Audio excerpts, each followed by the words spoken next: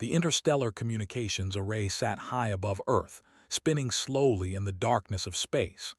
Thousands of machines worked together, listening to the stars, waiting for messages from the vast universe. Inside the control room, technician David stared at his screen when something strange happened. A signal came through, weak and broken, but unmistakable. "Sir, you need to hear this," David called out, his voice shaking a little. Commander Jin Park looked up from his desk. He was a tall man with serious eyes and a face that showed years of military service. He walked over quickly and put on the headphones. Static filled his ears, then a voice broke through, distorted and desperate. "This is the collective command. Our fleet is under heavy attack. We are requesting immediate assistance. Our weapons systems are failing. Our shields are down to 20%, please. If anyone receives this message, please respond. This is a priority distress call." The signal cut out and came back several times, each time weaker than before. Commander Park removed the headphones slowly. The room had gone silent. Everyone was listening now. A distress call from them was not something they expected. The collective was one of the most advanced civilizations in the known galaxy. They had superior technology, powerful weapons, and a military that was respected across every star system. Humanity had never been important to them. In fact, they had made it very clear that they saw humans as primitive and young, not worth their attention.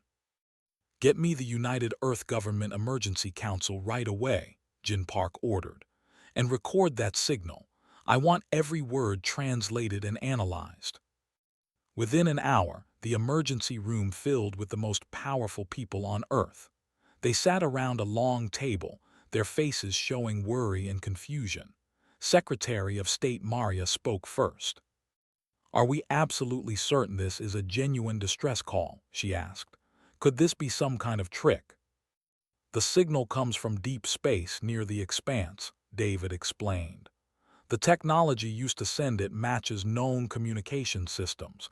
It is definitely real, and whoever sent it is terrified." "Why should we help them?" asked General Park Min-ho, the military head. He was no relation to Commander Park. "They have ignored us for decades. They think we are nothing. Why risk human lives for them?" Before anyone could answer, Captain Nuss stood up. She was one of Earth's finest military officers, young and strong, with a reputation for being brave and doing what was right. Her eyes were bright with passion as she looked at the council. "Because that is what makes us human," she said firmly. "We do not ask if someone is worthy of help. We do not check if they are powerful or useful to us. When someone is in danger and we can help, we help. That is our strength. That is what separates us from animals." "Captain, this is not about being kind," General Park said coldly. "This is about survival. We do not have the military power to face a true space threat. They have technology we do not understand. If we send our fleet and something goes wrong, we lose everything." "Then we will learn something new," Captain Na replied. "And we will prove that humanity is not a race to be ignored." Commander Jin Park had been listening carefully. He finally spoke, and when he did, everyone paid attention. "The captain is correct, but the general is also right to be cautious," he said slowly. "However, we have something they may not expect. Our people come from Earth. Our world is harsh. We are born from a place that kills the weak and unprepared. Our ancestors survived ice ages, massive storms, predators, and endless challenges. This strength is in our blood. We might surprise thee if we try." The room fell silent again. Secretary seemed to be thinking hard. Finally, she nodded. "We will send a small fleet, but we will not risk everything," she said. "Assemble the fleet. These are our best ships and our best people. If we are going to do this, we do it well. But I want the strongest commanding officers leading this mission." Within hours, messages went out across Earth's military bases. The fleet was being called to action. These were special ships, built for deep space exploration and defense. They were not the most advanced in the galaxy, but they were strong, practical, and designed to work in impossible conditions. Commander Jin Park stood in the fleet preparation bay and watched as crews worked frantically. Weapons were loaded. Supplies were stocked. Engineers tested every system. These ships would carry humanity's fate to the stars. Lieutenant Mann arrived at the commander's side. He was a young man with a brilliant mind and a gift for seeing strategies others missed. He had studied military tactics since he was a child and had earned his rank through skill and hard work. "The ships will be ready in 3 hours, sir," Mann reported. "But I have been studying the signal. Something is strange about it." "Strange how?" asked Jin Park. "The enemy they are fighting. It is not a normal war," Mann explained. "They keep using the word swarm, and they talk about losing control of their own systems. It sounds like they are fighting something that spreads and consumes, not something that uses tactics." Commander Park nodded slowly. "Good observation. This makes it even more important that we go. If they face something they cannot defeat with their technology alone, maybe they need something different. Maybe they need people who think differently." Captain Miho walked toward them. She was the greatest pilot in the Earth fleet, with reflexes that seemed impossible and courage that never wavered. Her hands were steady and sure, and she could fly any ship through any condition. "All pilots are ready, Commander," she reported with a sharp salute. "We are prepared to launch whenever you give the order." Jin Park looked at these 3 people standing before him. They represented the best of humanity. Young, talented, brave, and willing to face the unknown. He thought of all the people on Earth who believed in them, who hoped they would succeed. "Then let us prepare for departure," Commander Park said. "We will answer this distress call. We will go into the darkness and find those who are suffering. And we will show the galaxy that humans are not weak. We are not primitive. We are survivors. We are." The 3 officers nodded sharply. They turned and walked toward the fleet, ready for the adventure that would change everything. The fleet dropped out of hyperspace into absolute chaos. Commander Jin Park stood on the bridge of the main ship, watching the scene before him. What they saw was beyond anything they had prepared for. The fleet was broken. Ships burned in the darkness. Some vessels had lost entire sections, their remains floating like broken toys. Hundreds of smaller alien creatures swarmed around the ships, moving with perfect coordination, hitting the same weak points again and again. These were a species that moved as one mind, one body, unstoppable and terrible. "All hands yellow alert," Commander Park ordered calmly. "Take positions. Do not fire until I give the command. I want to understand what we are facing first." Captain Miho's hands moved across her controls with precision. The ship moved smoothly into a better position, away from the main battle zone but close enough to observe. "Sir, they are concentrating their attack on the largest ship," Lieutenant Mann reported. He was studying the battle patterns with intense focus. "They are trying to retreat, but their ship is too damaged. They are moving slowly." A communication request came through. Commander Park accepted it, and a face appeared on the screen. The commander was impressive-looking, tall with dark blue skin and large, intelligent eyes, but his expression showed arrogance and anger.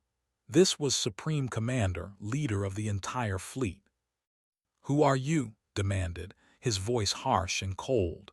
"You have no authority to be here. These are territorial waters. Leave immediately before you are destroyed by our superior weapons." Commander Park kept his face calm. "I am Commander Jin Park of Earth's fleet. We received your distress signal and came to help." For a moment stared at the screen in disbelief. Then his expression changed to something between anger and amusement. "Earth, the primitive world. You are telling me that humans sent a military response to our distress call," he laughed loudly. "This is incredible. Your ships are like insects compared to ours. You will only get in the way. Turn around and go home. We do not need the help of children playing with toy weapons." "We will assist whether you accept it or not," Captain Na said, stepping forward to face the screen directly. Her voice was steady and cold. "We have analyzed your situation. You are losing this battle. Your ships are damaged. Your soldiers are falling. We can help you or we can watch you die. Choose." His face turned dark with rage. "Remove yourself from my communications immediately, primitive. I would rather lose my entire fleet than accept help from species that still use chemical fuel and simple machinery." The communication ended. "His arrogance will kill them," Lieutenant Mann said quietly. "He refuses to understand that they are not following normal military logic."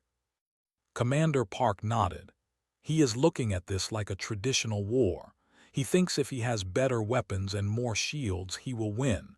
But they do not fight like civilized species. They do not care about traditional tactics." Captain Miho looked at the commander. "What are your orders, sir?" Jin Park watched as another ship exploded under the relentless attack of the swarm. Bodies and debris scattered across space. "Prepare all weapons systems. Load the hybrid ammunition. When they make their next major assault, we will engage. And we will not follow tactics." The next several minutes were tense. They continued their attack, moving with perfect unity. The ships tried to fight back, but their weapons were designed for fighting other advanced civilizations, not for dealing with creatures that swarmed and consumed everything. Then it happened. The largest group of creatures began moving toward the damaged flagship where commanded. They moved like water, flowing around obstacles, their countless bodies creating a wave of attack. "Fire now," Commander Park ordered. "All forward weapons. Captain Miho, move us into their attack path." The fleet did something they did not expect. Instead of moving away from danger, the human ships moved directly into it. They positioned themselves between the swarm and the ships. The weapons fired. Human missiles streaked through space, hitting the creatures. They were not as powerful as weapons, but they were used differently. The humans did not try to hit the strongest parts of the enemy formation. Instead, they attacked the weak points, the connections between groups, the areas where the creatures relied on unity. The swarm split apart. For the first time, their perfect formation broke. "They communicate through connection," Lieutenant Mann exclaimed. "When we break their formations, we break their communication. They cannot coordinate when they are separated." "Excellent observation," Commander Park said. "Continue the pattern, keep them split. Do not let them form large groups. Captain Miho, I need you to keep us moving. Dodge their attacks while our weapons continue to fire." What followed was one of the most intense space battles ever recorded. The human ships used hit-and-run tactics. They would attack from one direction, then move quickly away. They would draw groups away from the larger swarms, then destroy them with concentrated fire. They watched in growing shock as the human ships, which they had considered primitive and weak, danced through the swarm like fighters who understood something they did not. Hours passed. They continued to attack, but their perfect unity was shattered. Groups fought separately. The swarm became confused and disorganized.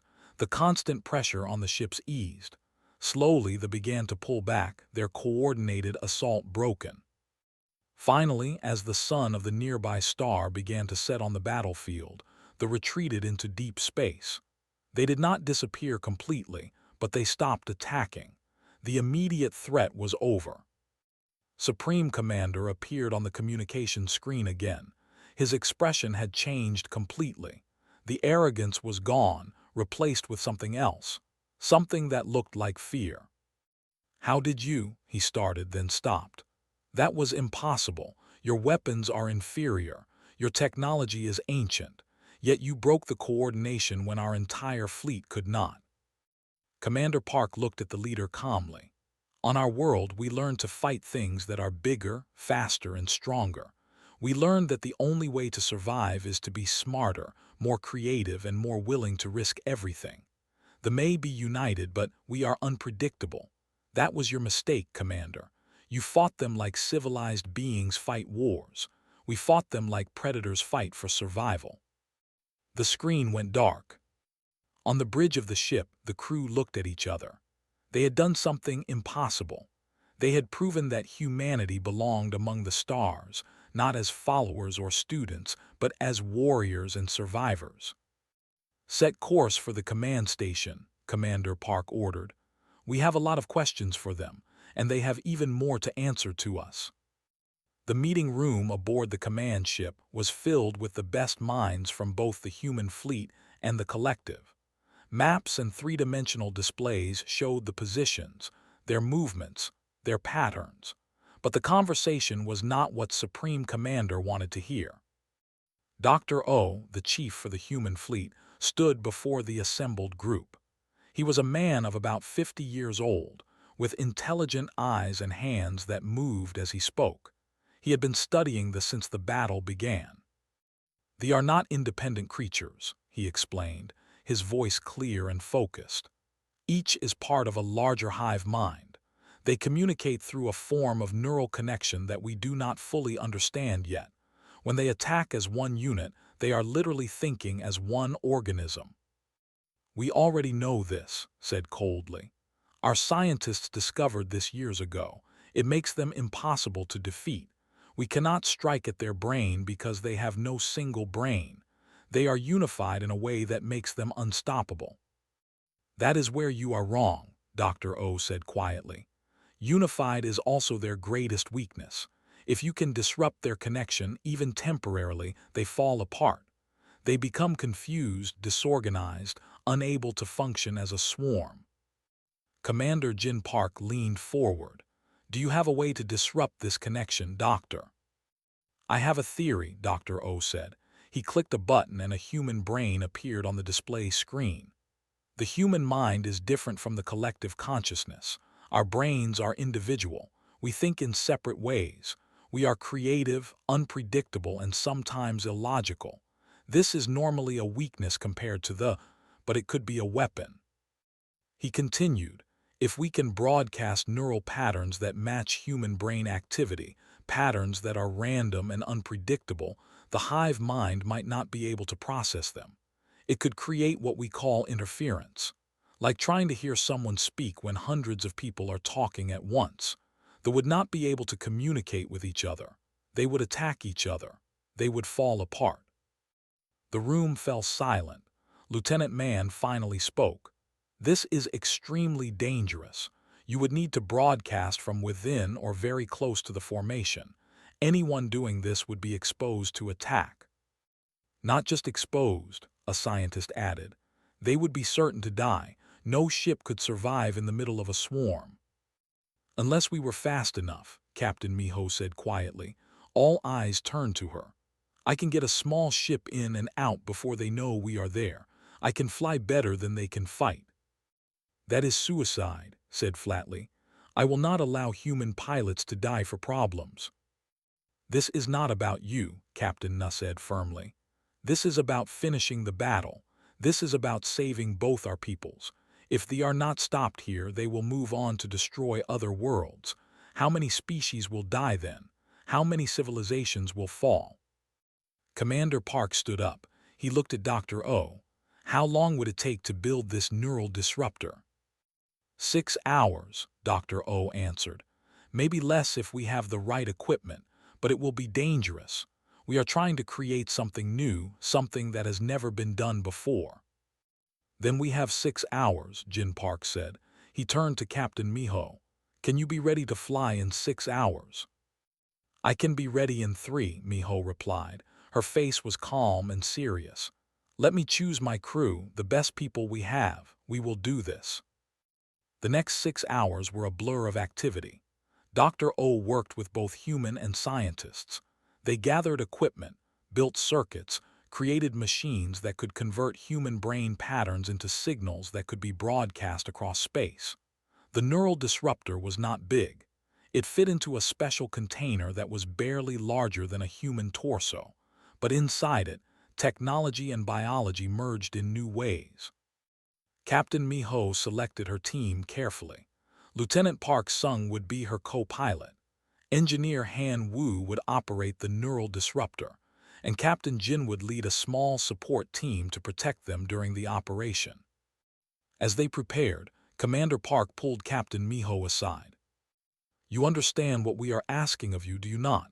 he asked quietly. Miho nodded. I understand completely, sir. We are going to fly into the middle of the greatest threat the galaxy has ever seen and broadcast signals that have never been broadcast before.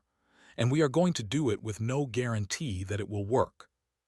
Yes, Jin Park said, and I am asking you to do it anyway. Then we will do it, Miho said simply. Because if we do not, everyone loses. Because someone has to be brave enough to try the impossible. And because, she paused, because you believed in us. All of you believed that humans could do something that civilizations with better technology could not do. I will not let that belief be wasted. Commander Park placed his hand on her shoulder. You honor all of humanity, Captain. When the moment came, Captain Miho climbed into the small, fast ship. Her team took their positions. The neural disruptor was activated and began broadcasting, creating patterns that made no sense to them but would seem almost familiar to the human scientists who created it. The ship launched from the fleet and accelerated toward the swarm. Miho flew with perfect precision, weaving between attack formations, moving faster than anything they expected. The neural disruptor broadcast its chaotic signals in all directions. At first, nothing seemed to happen. They continued their attack. Then everything changed. The creatures began to move strangely. They changed direction without reason. They began attacking creatures near them. The perfect unity of the hive mind shattered like ice under a hammer. Hundreds of creatures fought each other, confused and terrified by signals their minds could not process. The entire swarm descended into chaos. Get out of there, Lieutenant Mann shouted into the communications system. Now, Captain, now. Captain Miho pushed the little ship to its maximum speed. Behind her, the swarm collapsed into violence, each creature fighting every other creature, their shared mind broken into 1,000 separate, confused pieces.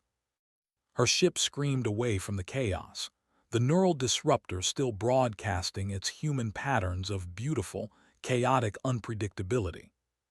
For the first time, the galaxy saw the true power of human thought, not through weapons or technology, but through the fundamental nature of what it meant to be human.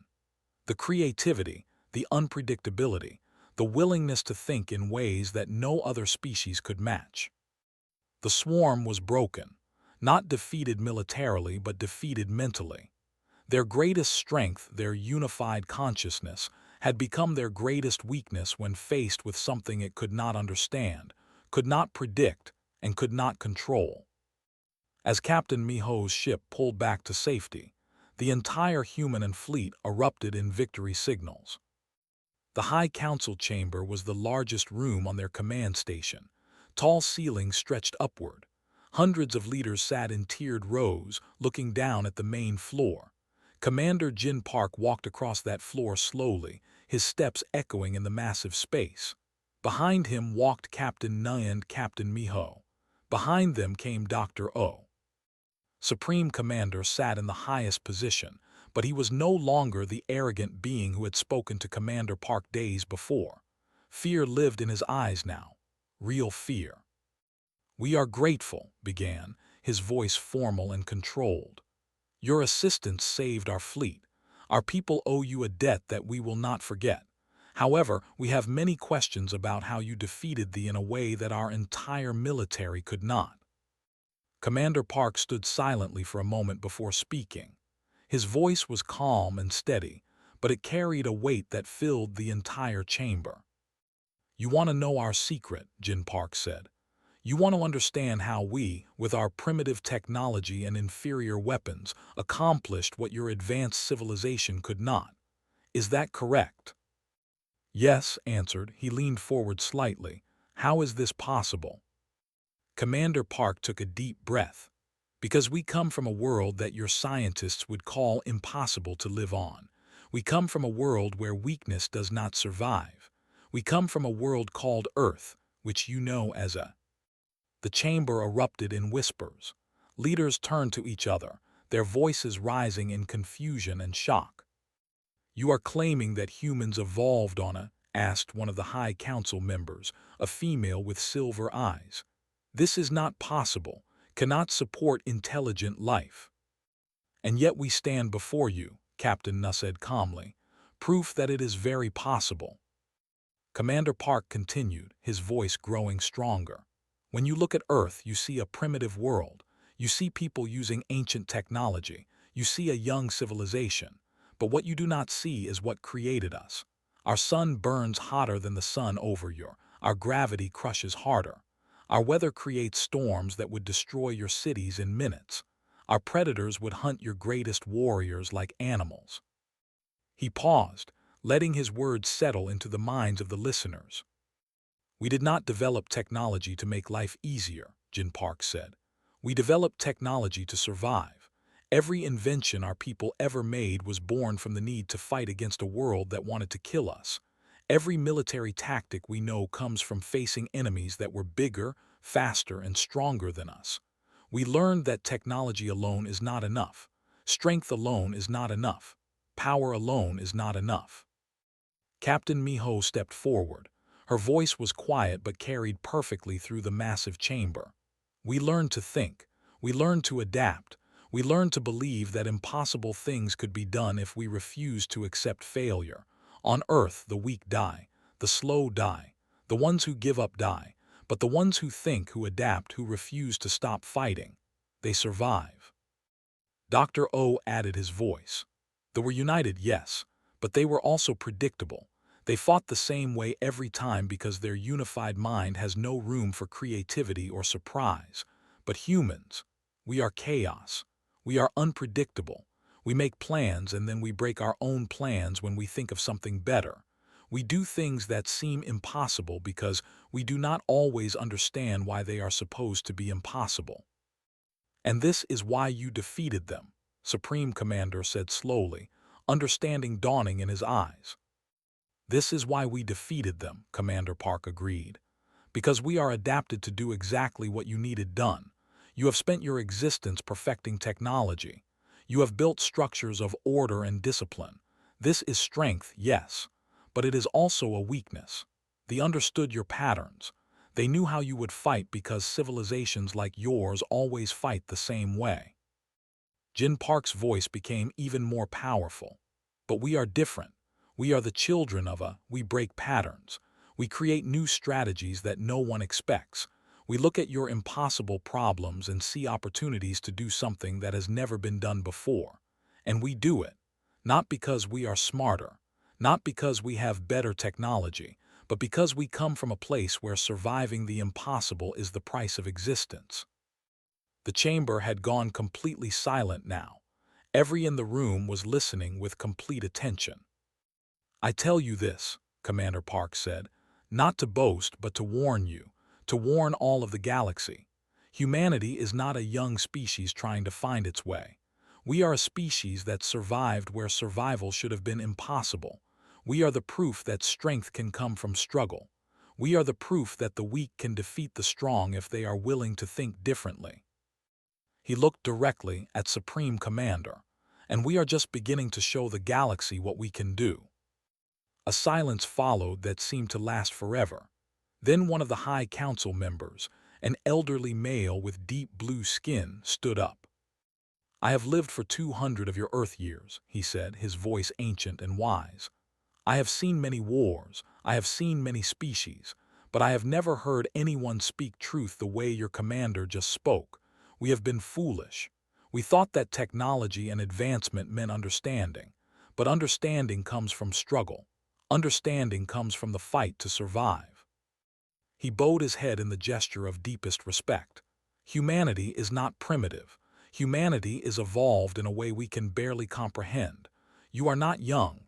You are new to the stars, yes, but your minds, your spirits, your ability to do what must be done, these things are ancient and strong." One by one, other council members stood and made the gesture of respect. Even Supreme Commander eventually rose and bowed, his arrogance finally broken by the truth of what he had witnessed. As the ceremony continued, Commander Park stood quiet, watching the reactions around him. This moment would change everything. The galaxy would never look at humans the same way again. The news would spread from this room to every corner of known space. Humanity was no longer the primitive race to be ignored, or humanity was the ones who came from impossible places and did impossible things. And the galaxy would have to learn to live with that truth. Captain Nuh caught Commander Park's eye across the chamber. She smiled slightly, and he understood. They had done more than win a battle today. They had changed the course of human history. They had shown the galaxy who humans really were. The age of human insignificance was over. The age of humanity had begun. 3 days after the victory over the official ceremony took place in the council chamber. This time, the room was filled not just with leaders, but with representatives from dozens of other species. News of humanity's role in defeating had spread throughout the galaxy. Everyone wanted to understand these mysterious. Supreme Commander stood before Commander Jin Park and offered humanity a place at the Galactic Council. It was the highest honor that could be given to any species, a full voice in deciding the matters that affected all civilizations. The offer came with promises of technology sharing, military support, and integration into the greater galactic community. Commander Park listened to the entire offer carefully. When finished, Jin Park remained silent for a long moment. Then he shook his head. "We are honored by this offer," Commander Park said, his voice respectful but firm. "But we must decline." The chamber erupted in shock. Such a rejection had never happened before. Why would any species refuse such an honor? "You decline because you think we are unworthy?" asked one of the alien representatives, a creature made of living crystal who spoke through vibrations. "No," Commander Park said clearly. "We decline because that is not who we are. We did not come to the stars to sit in councils and make decisions about others. We came to be what we have always been. We came to be survivors. We came to be protectors." Captain Nuh stepped forward. They faced a threat they could not overcome alone. They needed help, and we gave it. But there are other threats out there. Threats that have not attacked the comfortable inner worlds because they do not know those worlds exist yet. There are dangers in the deep places of space. There are things that hunt in the darkness. "What are you proposing?" the elder male asked. Commander Park answered, "We propose a different kind of partnership. Let humanity be the shield of civilized space. Let us be the ones who patrol the dangerous outer regions. Let us be the ones willing to go to the dark places where other species fear to go. We will protect the developed worlds not through laws and councils, but through strength and vigilance." He continued, "In exchange, we ask only that we be treated as equals, that we be given the freedom to do what we do best, and that when we call for help you answer, just as you called for our help." The leaders looked at each other. This was not what they expected, but it made sense.